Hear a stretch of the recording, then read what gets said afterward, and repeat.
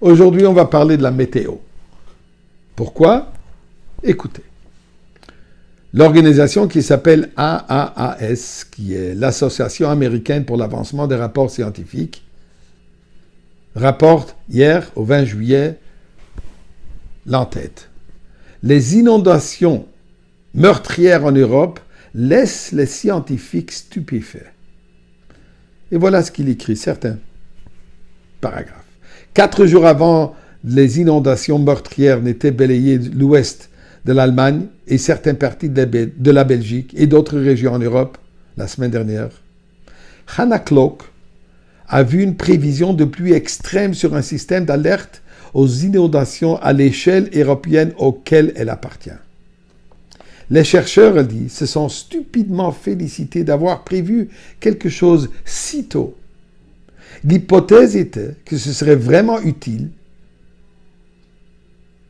explique l'hydrologue et prévisionniste des crues de l'université de Reading. Au lieu de cela, elle a été stupéfaite de voir des scènes de dévastation et de mort malgré les nombreux avertissements. Et elle dit, nous ne devrions pas voir ce nombre de personnes mourir dans l'année 2021 dû à des inondations. Cela ne devrait tout simplement pas arriver.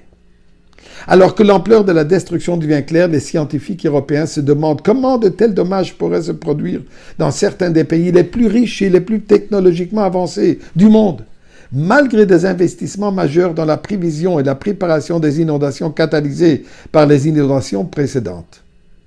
Et ils examinent si le changement climatique a contribué à alimenter la catastrophe et que cela pourrait signifier et ce que cela pourrait signifier pour l'avenir. Écoutez ce que le site Floodlist.com rapporte le 20 juillet.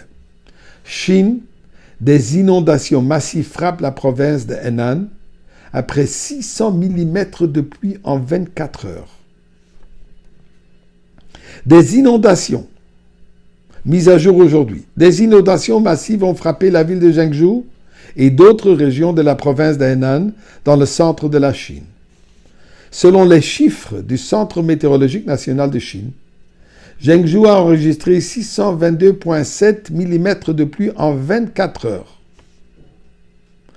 Le 20 juillet, Zhengzhou avait plus que cela en seulement 1 heure, plus que ce qu'il voit d'habitude durant une année entière. Au 21 juillet, 12 décès avaient été signalés et 100 personnes avaient été évacuées dans la province de Henan. C'est pas tout encore. C'est pas tout, mes chers amis. En Nigérie, des centaines de maisons endommagées par les inondations dans l'État de Taraba. Aux États-Unis, en Alabama, chaos provoqué par la température et les pluies extraordinaires. Colombie, les inondations à Antioquia font 3 morts et des milliers de personnes touchées. En Iran, 8 morts, alors que des crues éclairs et des tempêtes affectent 15 provinces. Il n'y a pas d'hasard, nous dit le Rambam. Eh bien, écoutez ce que le rabbi précédent explique le chapitre de Tehillim 93, Hachem Malach Geout Lavesh, que nous disons tous les vendredis, on dit tous les Shabbats, un chapitre très connu, très court, mais très très important. Passouk de dire, Hachem Malach Geout Lavesh, l'Éternel a régné, il s'est paré de majesté. Nachon Kisacha Me'az Me'olam Ata, ton trône est établi de longue date.